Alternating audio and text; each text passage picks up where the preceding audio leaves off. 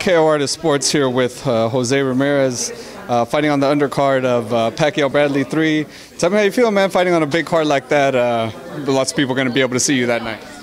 I'm very excited. Honestly, it's a big honor for me to be able to showcase my talent in front of the whole world. I think it's time now for me to show my skills and show the type of fighter I am to many boxing fans that haven't seen me fight before. And I think this is a great opportunity for me to do so, and very thankful more than anything. You're fighting Manuel Perez. He's a proven guy, veteran. Some of his bigger losses are obviously Brandon Rios. That's right, he got a draw against Brandon Rios. That's right, knocked out by Victor Ortiz.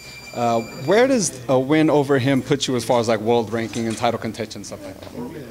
I'm not really sure, with how the rankings work, but I take one fight at a time, and it's. And my goal is to get there one day to become a world champion, and I feel fighting fighters like this who have already fought those type of fighters give me more than anything confidence that I'm in the right track, and it builds me up as a fighter.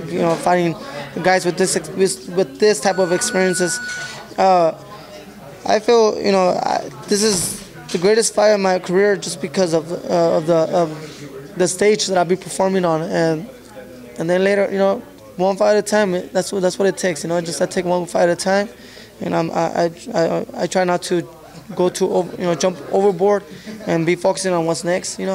What's next for me is April 9th, and then if I win there, then I see what's next.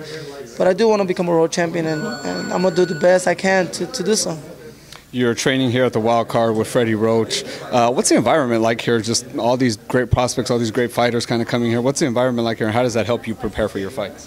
I think everyone who trains here at the Wild Card, they're focused, and this is the atmosphere that I love to be in. Being in a place where there's nothing but focus, focused fighters. There's no playing around, there's no messing around.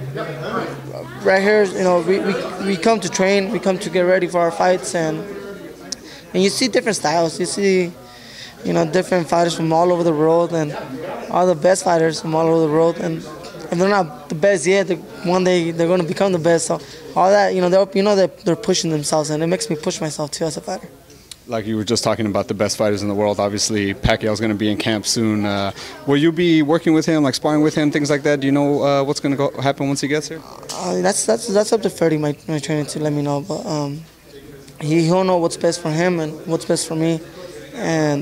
But I worked with Pacquiao before, and it's always a great times in the ring when I'm in front of him. And those are probably those times that it's hard to explain the feeling that I feel in there. Even when I step outside the ring, I'm just a regular guy. But when I'm in the ring, it's like I feel like I'm not gonna let Pacquiao touch me. but it's great, man. I love it. That builds me up to become a great fighter, and I'm always looking forward to those type of sparrings, man. And if Freddie allows me to be a part of his camp, that'd be great. If not, I'm just gonna continue to work hard and to better myself and to stay focused. Freddie was actually telling me, I was asking him about sparring partners for Roach, and he was saying that he's like, yeah, Ramirez isn't nice to him. He's like, Ramirez gives him the business in there. So it sounds like you will be sparring with him. But tell us about those sparring sessions. How did those go between you and Manny? Oh, they go great. Like I said, I don't hold myself back, and neither does he. I feel as a fighter, there's some type of pride that grows in us, that we don't want to get touch, you know what I mean? If we get touched, we'll get mad a little, and no one in my family fought before. I'm the first fighter, and I introduced boxing to the family, but we seen Chavez, we seen Oscar De La Hoya growing up, and we used to order those fights. So the whole family used to pitch in, and get it, and that gave my family a lot of pride. For me, they don't know. For them, there's no other fighter besides me. You know what I mean? So when I'm in the gym, I'm not just fighting for myself. I'm fighting for them. So my heart just happens to grow bigger, and my will happens to grow a lot bigger, and like I said, I can't even recognize myself when I'm in there, man. Like if I was to see myself as an outsider, man, like man, who's this guy, you know? But man, I got so much will, you know, so much heart, so much drive, you know. So, I have my son now, you know, and I don't want nobody to tell him one day, you know, hey, you know, remember they beat up your dad, and so, you know how they are, man. Like, there's little things like that, man. But I come from a Mexican. I'm first generation here in the United States, and we were not too fortunate growing up, you know. So that kind of gave us a little bit more, you know, that will to move forward no matter what, you know, no matter what adversity we're facing, you know. I learned that from my family, and that's something that, you know, I take advantage of and work. You just said that none of your family are fighters or anything like that. How'd you end up getting into boxing then? I had too much energy, man. I was a great soccer player, man. I still play soccer, honestly. I was a great soccer player. And I was a good baseball player, but more than anything, soccer player. And I could run for days. And my dad wanted me to do something that was just going to be all year instead of seasonal. And I got my license, my amateur license, 2 months after the time I stepped into the ring, to the gym, actually. And 2 months later, I got my amateur license. And I went to go fight my first amateur fight. Man, the trophy was this big, the winning trophy, you know? I never had a trophy like that. And I was like, how long was it? Three rounds, 1 minute rounds. I was 57 pounds. I was 8 years old. And I won my first fight. I gave that guy an 8 count. The only hook from the fight is I threw the hook. I threw 1-2s on, you know, 1-2s the whole time, and just threw one hook, and he lost balance and he fell, and he gave him a standing 8 count. And I think they want me to fight as in a decision, because it was so hard to score the cards because all we did was 1-2 all day.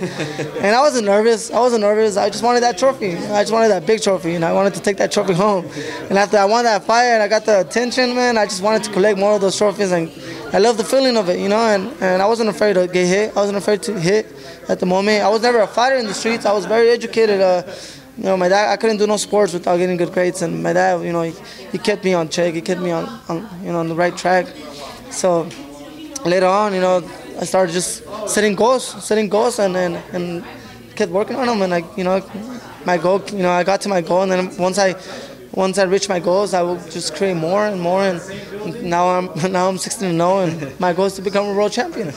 Well, it sounds like as soon as you create a goal, you're gonna keep going, brother. Exactly, man. That's an advice I get to everybody, man. It's like, you know, I think we all have a purpose here, you know, and once we find that purpose, let's work for it, you know. Let's use our gifts and our talent, and for a good reason, you know. Let's take advantage of those and something positive. And we can't forget our last names, man. We got to represent our last names and our family and our culture, and you know, keep motivating other people.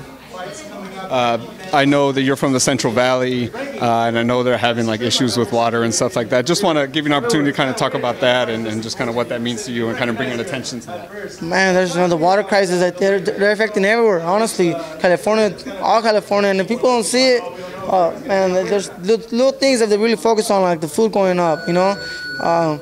Not just from the simple agriculture jobs of, you know, humble families, you know, not having enough, you know, there's not being a lot of work out there for them to get hired, but it affects, you know, there's no jobs, and then the food and the costs are going up, and then international too, the stocks, everything, you know, from the big guys behind the desk to the guys picking the fields, to the farmers, it's affecting everyone, and I joined this Latino Water Coalition to fight for them people, you know, and to fight for the rights of the people, to fight for the future, the jobs, and that's our other fights that we put on in Fresno, California. I'm able to promote those fights with Top Ring, and I'm able to, you know, name them the Fight for Water, so you could just send that message, deliver that message, and through the media of boxing and through everyone, because media is expensive. So sometimes, you know, if I get the chance, for example, like right now, if I get the chance, I'll deliver the message, you know, and